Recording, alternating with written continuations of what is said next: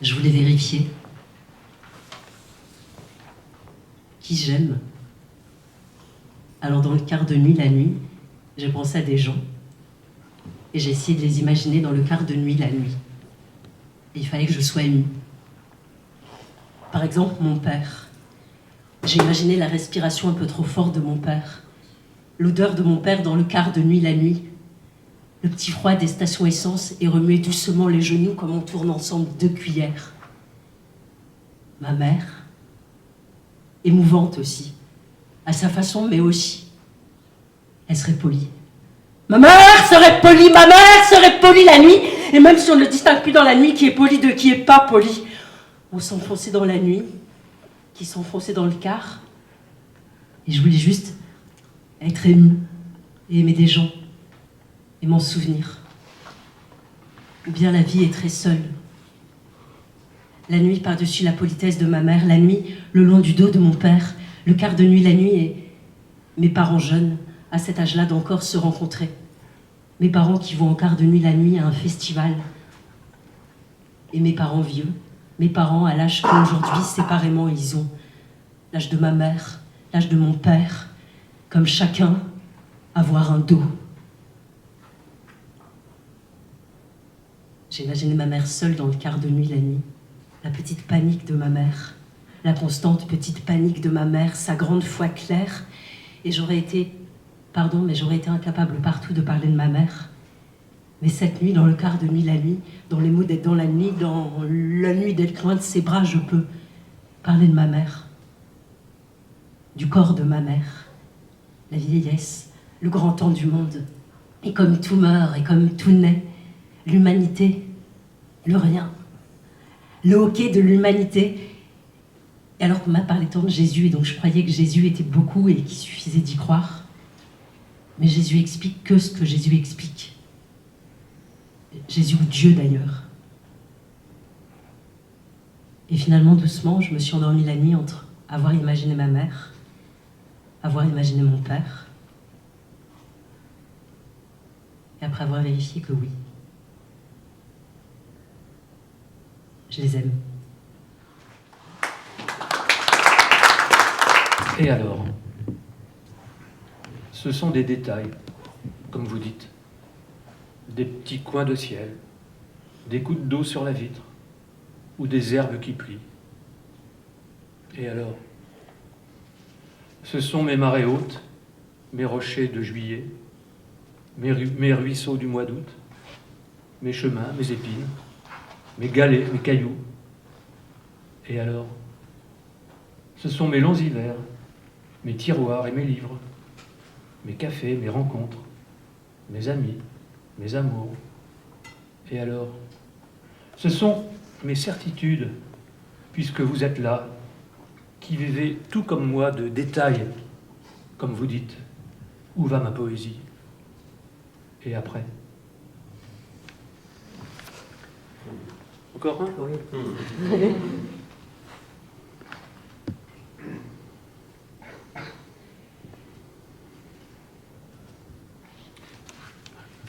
La conclusion. Déjà. C'est pour ça que je vais commencer par lire ce poème. Rédigez d'abord votre conclusion. Je me suis rappelé le conseil de notre prof de philo, en jetant un coup d'œil à mes notes, mes bouts de papier, mes carnets. Je tombe sur un petit restaurant afghan. On nous avait dit, le patron a mis 8 ans pour retrouver sa femme. Je tombe sur le marginal solitaire, assis sur un banc devant la mer, ses photos qu'il mettait sur les réseaux sociaux et son camping-car bricolé. Je tombe sur les enfants qui vendaient 20 centimes, leurs galets et leurs coquillages peints. La malice d'une petite fille brune ce matin-là sur la digue. Je tombe sur la femme à la camionnette, sur le parking, boissons, glaces, frites, hot dog, sa bonne humeur et son rire à partager. Je tombe sur nos vélos bleus de location. Je tombe sur une belle soirée de juin avec mes amis, la cuisine libanaise, le garçon qui était épuisé, notre marche dans la nuit à Paris. Je tombe sur une dernière tomate du jardin. Je tombe sur ce sweat, ce pantalon de survêt, ce short qui me parle. Je tombe sur des gestes rien qu'à nous. Je n'arrête pas de tomber. Et je ne sais pas si c'est ma conclusion ou mon introduction.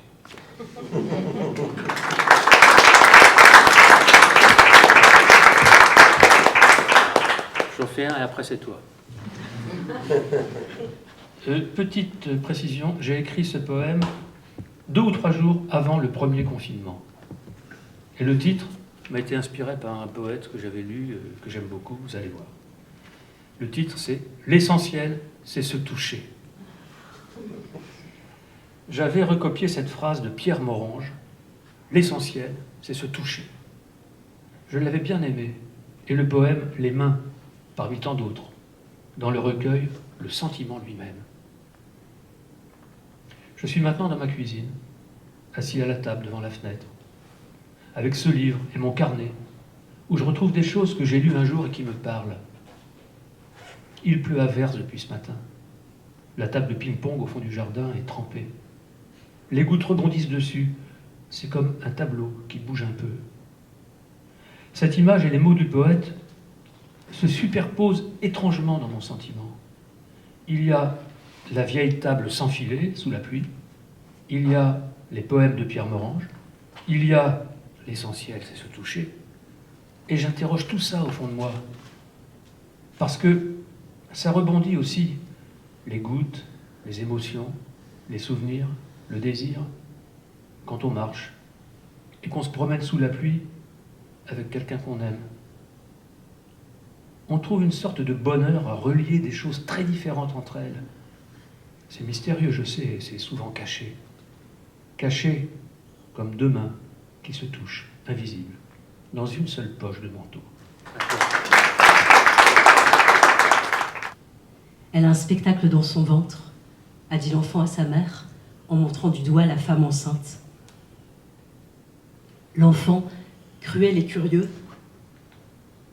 pince une libellule entre 2 doigts pour voir si ça va se voir la goutte de sang au milieu de son transparent des ailes.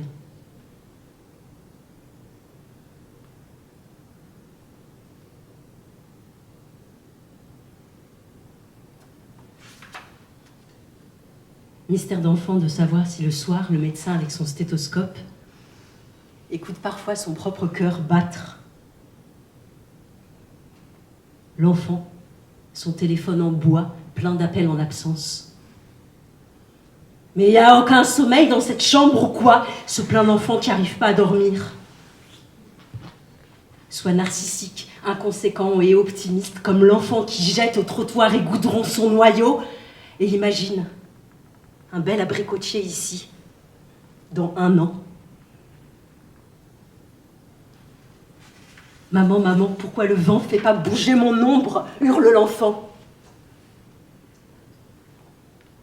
L'orphelin pour boire son lait. Regarde les nuages. Ma vie, c'est pas ici. J'ai des amis, pas dans la classe, mais je suis pas là pour me faire des amis. Il y a des gens qui m'aiment, pas ici dans la classe et pas dans ce pays. Mais dans mon pays, j'ai des gens qui m'aiment, même si pas dans la classe et pas dans ma famille. Mais dans l'autre pays, j'ai un ami, je suis pas ici pour me faire des amis. Je vais pas mourir, ça va pas me tuer. J'ai déjà eu pas d'amis et ça m'a déjà pas tué. Ici, c'est pas ma vie, a dit l'enfant, jour de la rentrée. Dans le rêve de l'enfant, ses parents applaudissent son rêve. C'est une partie qui s'appelle Adolescence.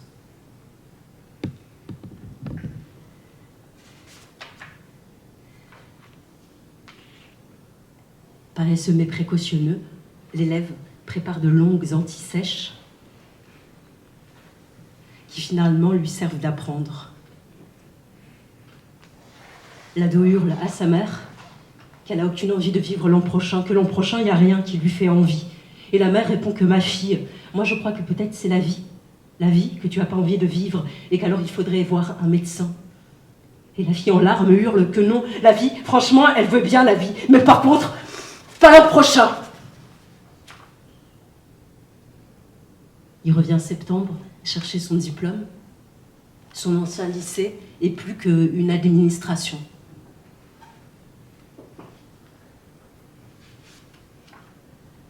et une partie qui s'appelle Vieillard.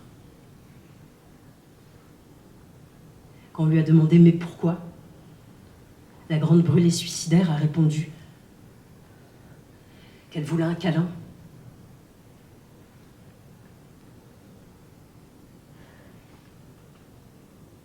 Il fait froid comme en hiver, se lamente tout haut, toute seule, la vieille plaintive, en plein hiver.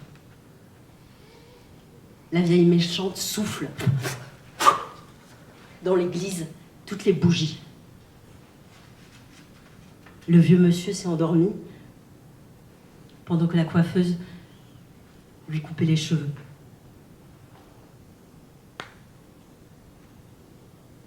Ils m'ont fait l'enterrement. C'était la messe des rameaux, papa. Ils m'ont fait la lecture des morts. C'était l'évangile, papa. Ils m'ont mis dans le cercueil. C'est un brancard, t'es tombé.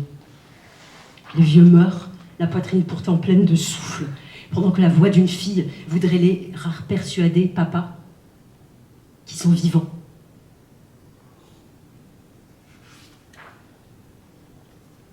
Mon père m'a demandé, tu te souviendras de nous vieux ou de nous jeunes? Mais moi, j'avais même complètement oublié qu'un jour, il faudrait seulement me souvenir. La ligne de partage des eaux. Nous avions parlé un soir de la ligne de partage des eaux, sans doute à cause des inondations ou des images à la télé. Elle m'avait dit que le partage des eaux ferait un bon titre de livre ou de film, mais elle avait surtout imaginé une ligne de partage des sentiments. J'aimais bien son idée, mais pendant qu'elle me parlait, j'étais ailleurs. Je revoyais la pancarte au bord de l'autoroute, ligne de partage des eaux, Méditerranée, Atlantique. Jamais retrouvé le panneau quand nous conduisions notre jeunesse vers le sud de la France l'été. Je me souviens, j'attendais ce moment comme une sorte de seuil, une frontière qui nous ferait passer de l'autre côté. C'était il y a longtemps, mais l'énigme demeure. À quelques centimètres près, on est entraîné d'un côté ou de l'autre, et les petits symboles dans les poèmes sont des gouttes qui se noient. Il n'y a plus rien à faire. Le courant est trop fort. Ici, les enfants dorment à l'arrière. La route a été longue. Et une voix qui s'est tue me dit « Je m'étais endormi. T'es pas fatigué? Tu veux que je prenne le volant ?»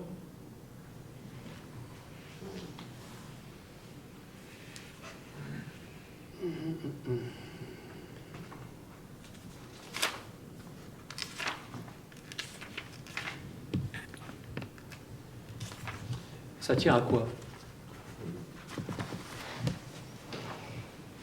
Et voilà qu'assis sur le sable, après avoir nagé, j'avais regardé, suspendu dans le ciel, un tout petit nuage.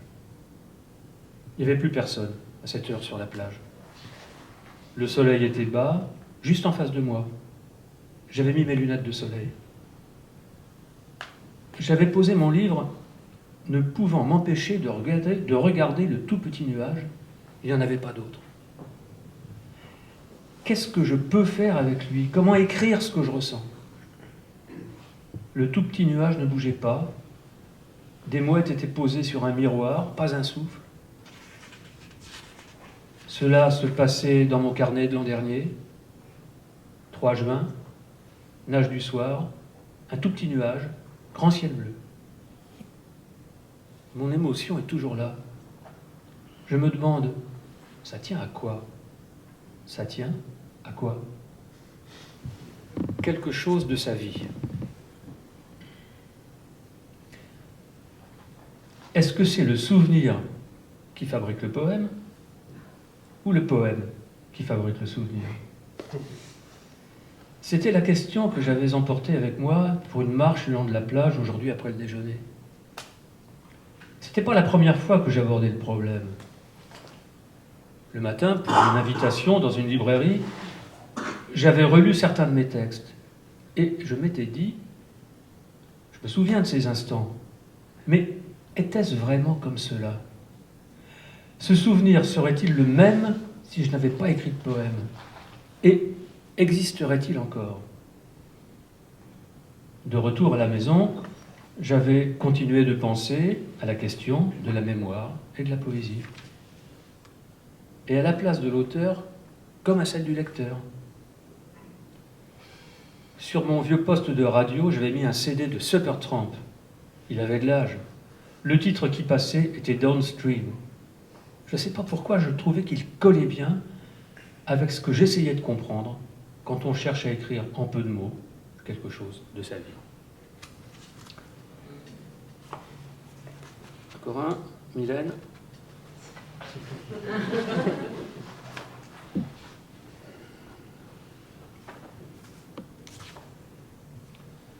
Mais pas derrière mon cœur.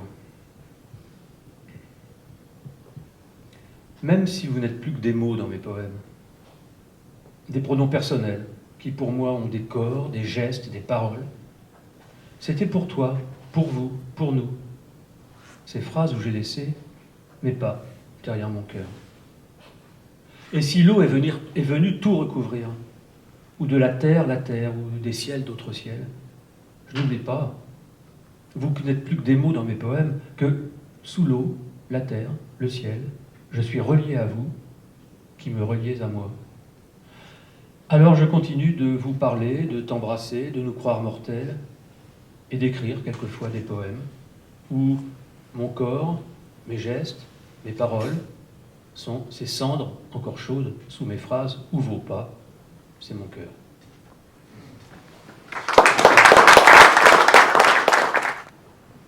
C'est des poèmes écrits en marchant, plutôt dans les campagnes, là. La vieille boîte et sa berce dans le landau, son arrière-petit nouveau-né. Au médecin qui lui a demandé pourquoi elle pleure, la vieille a dit à cause du froid. Comme aux cartes ne comptait que la carte au-dessus du paquet, à cause du froid.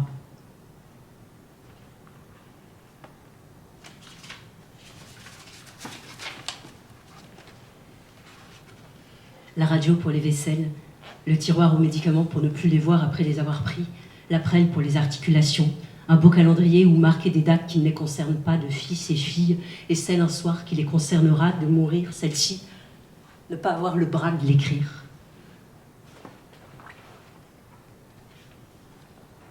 Mais ce paradoxe que la neige, sur le toit fasse, une fois posée, couche supplémentaire de protection contre l'hiver et le froid.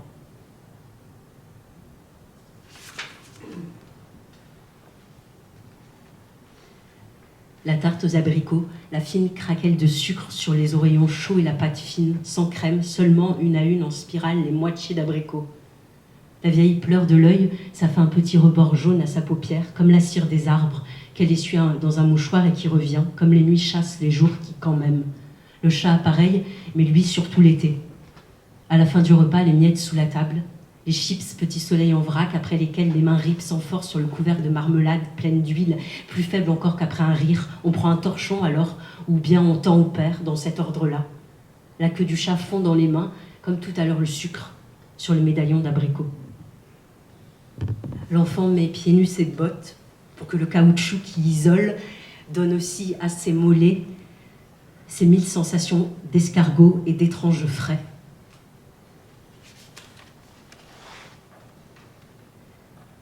Il me disait qu'il savait parler aux animaux, que les arbres déracinés l'avaient été parce qu'il avait éternué trop fort.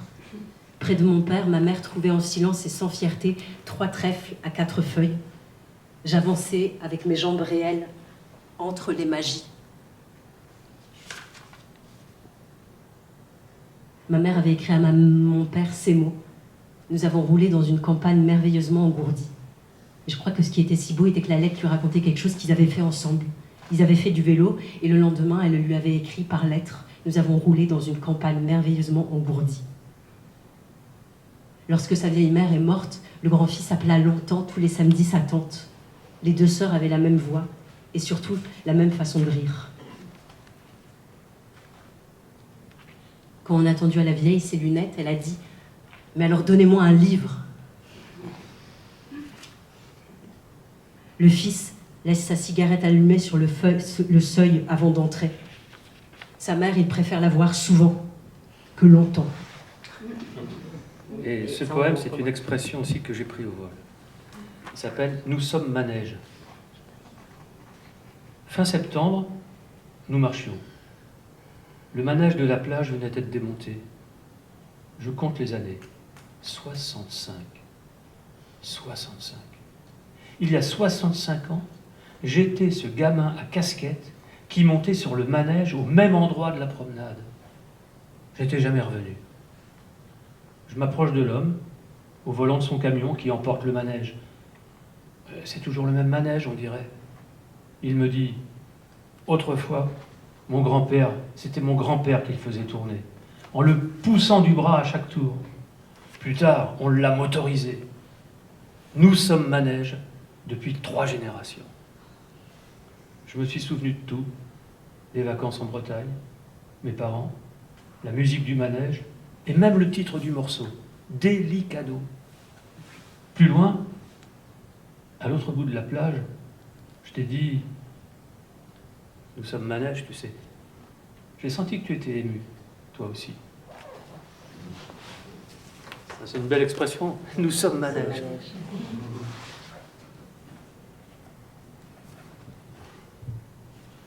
L'orage de Véranda. Je pense souvent à cet orage, dans la petite maison où nous étions logés au fond du parc. Tout avait commencé par « j'ai senti une goutte ». Ou mieux, par « je crois que j'ai senti une goutte ». Nous étions vite rentrés, nous nous étions blottis sur le canapé dans la véranda. Nous regardions le ciel vibrer, ces paquets de nuages gris et noirs, ces pigeons affolés qui filaient, nos impressions passantes d'un soir de mai. Nous comptions les secondes électriques, les coups de tonnerre, les éclairs. Tout paraissait tourner, s'éloigner, se rapprocher, s'éloigner, être en attente. Des tonnes de gouttes puissantes se déversèrent en bloc sur le toit transparent. Elles glissaient en ruisseaux, en torrents. Elles rebondissaient, elles crépitaient. Elles n'arrêteraient plus jamais maintenant. Déjà, tous deux, on le savait.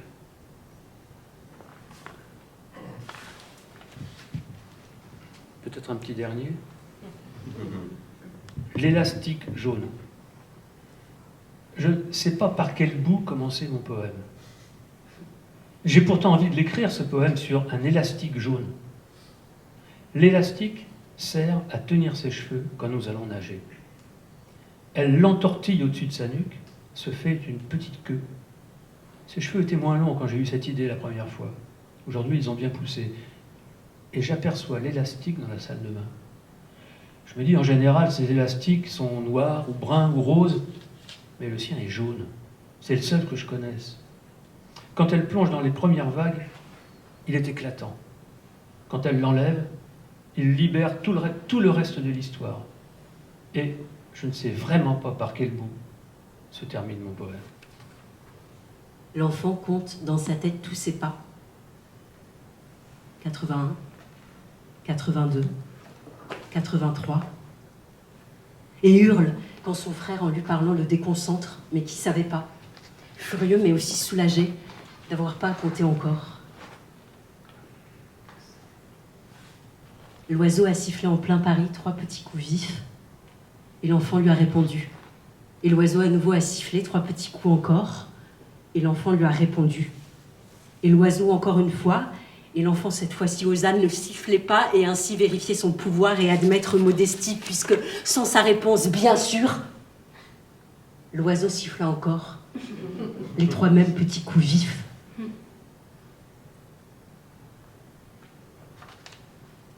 Exercice, alerte, intrusion. L'élève autiste veut d'abord remettre dans le bon sens les crayons. Soir d'avoir marché, c'était l'heure d'entre jour et soir où nos ombres sont devant nous comme une famille nombreuse. Nos ombres, nos nus noirs. Ne pas toquer, il est écrit sur l'aquarium. Mais le poisson, lui, aimerait tellement. On a choisi pour le parc de l'hôpital des arbres qui fleurissent, même l'hiver.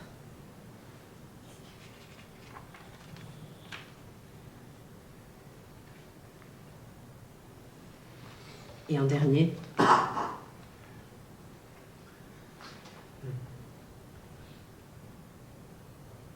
La dame voudrait qu'on la laisse entrer au cimetière la nuit et voir son mari. Même à l'hôpital, il l'a laissée.